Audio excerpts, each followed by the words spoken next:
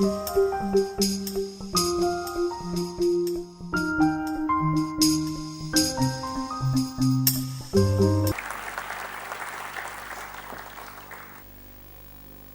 had two seminal events in the last 3.5 years,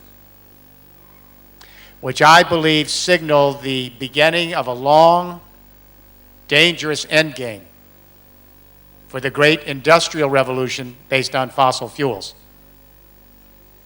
The first event, July 2008. Do you remember that month? Crude oil hit $147 a barrel on world markets in July of 2008. And all the other prices across the supply chain went through the roof. Purchasing power plummeted. The entire economic engine of this global planet shut down. What I want to suggest to you is that that was the great economic earthquake of the second industrial revolution, and the collapse of the financial market 60 days later, that was the aftershock. We're still dealing with the aftershock. We haven't come to grips with the earthquake. So we really don't understand what's going on here and the nature of this crisis. They're connected. Why did the economy shut down at $147 a barrel for oil? It's because the entire global economy is made out of, embedded in, and moved by carbon, fossil fuels. The second event of the last 3.5 years, climate change. Our world leaders come to Copenhagen, 192 countries, and now Durban, and they try to address the entropy bill for the industrial age. How bad is climate change? For every 1 degree that the temperature of the planet goes up, the atmosphere absorbs 7% more precipitation from the ground. It just sucks up that precipitation. That means the whole water cycle of the planet shifts dramatically in a short moment. More floods, more drought, more wildfires, more tsunamis, more hurricanes, more violent weather, more violent snow in the winter, more violent droughts in the summer. Does this start to sound familiar? This is what's been going on. What do? We need a new economic vision for the world. It has to be compelling. It has to be practical. We need a new economic game plan for that vision, and it has to be deliverable. This vision and game plan has to be moving as quickly or more quickly in the developing world than the developed world. We have to get off carbon in 30 years. I do not underestimate how daunting this task is. This is a decisive moment, not just for India, for the species, for our fellow creatures, for future generations, this planet we live in. The European Union has committed itself to a 5-pillar infrastructure for a third industrial revolution. I was privileged to develop this plan with the European Parliament.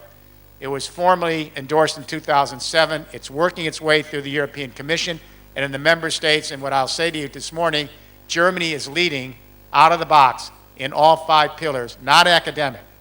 All these pillars I'm going to lay out, Germany's already there. Interestingly enough, the model I'm going to lay out is even better positioned for the emerging nations. Pillar 1, the EU is committed to 20% renewable energy by 2020. That's a mandate, not a suggestion. Every country has to get there. That means a third of the electricity of Europe's got to be green in 9 years from now. Pillar 2, how do we collect these distributed renewable energies? The goal is to convert every single building in Europe to your own personal green micro power plant. So you can collect solar off your roof, vertical wind off the side of your building for electricity, geothermal heat pumps under the ground for green electricity. Your garbage will be converted overnight in a bioconverter back to electricity, In the rural areas, your agriculture and forestry waste will be converted to biomass. In the coastal areas, you'll be able to take the ocean tides and waste, convert it overnight to energy. Pillar 3, how do we store these renewable energies? But we're focusing most of our effort on storing these energies. At the center of the storage network, it's hydrogen. The EU's committed 8 billion euros to a public-private partnership to introduce hydrogen storage. So Pillar 1, renewable energy. Pillar 2, convert every building to a power plant. Pillar 3, store it in hydrogen. Pillar 4 is where the internet comes in. And it converges with the energies to create a nervous system for this new infrastructure. We use off-the-shelf internet technology. We transform the electricity and power grid of Europe to an energy internet that acts exactly like the internet.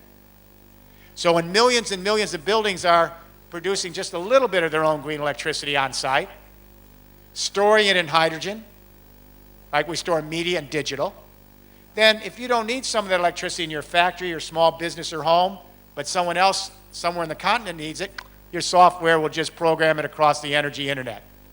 Just like we now create our own information, store it in digital, and share it online. That's Pillar 4, the energy internet. Pillar 5, plug-in transport. Electric vehicles are here this year. Hydrogen fuel cell cars, trucks, and buses coming out in mass production in 2014. Daimler, GM, Toyota, it's in production. These 5 pillars together create a new infrastructure. They are a mega technology platform. Each of these pillars alone are worthless. They're just components. If they stand alone or one pillar gets ahead of the other pillar, it's all lost. Now let me talk about India. I have long thought that this third industrial revolution is best positioned for India. I was quite surprised when I got out of nowhere this call from Vicky saying, can we do something together here in India? Why do I think India is ideally suited for this? Let's look at your assets.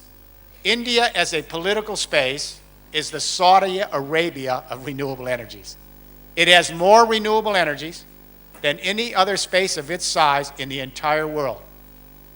Your solar alone is just impressive.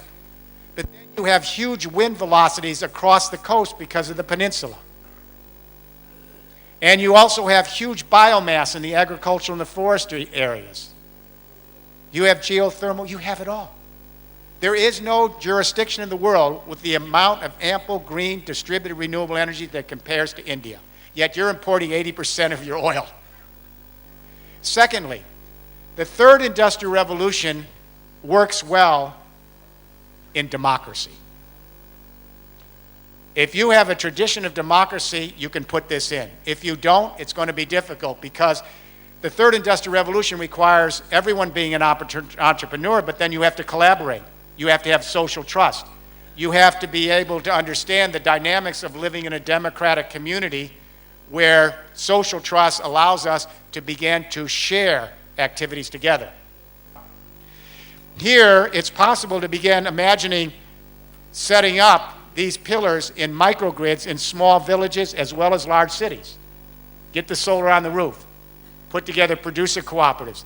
Assemble small and medium-sized businesses in your smaller cities, your rural areas, and your big urban areas, and let those producer cooperatives scale in and begin to put the renewable energies on their buildings, store the energy and hydrogen, and start to set up microgrids. If Wi-Fi could move neighborhood to neighborhood across the world in less than 10 years, there's no reason this can't. The technologies are already here. So my thought here is that here's the mission for FICCI, this great federation of chambers of commerce and industry in the leading democracy in the world and one of the 2 most powerful emerging nations. You have what you need to lead this paradigm. The West created the first and second industrial revolution, and Germany's on fire. I have no doubts that India can help lead this third industrial revolution. You have the asset, ample renewable energies. You have a spirit of democracy which will allow the social trust and the capital to build a flat distributed capitalism. And you have a tradition here, that Gandhian tradition, that talks about the idea that we all are part of one biosphere. we share this planet together.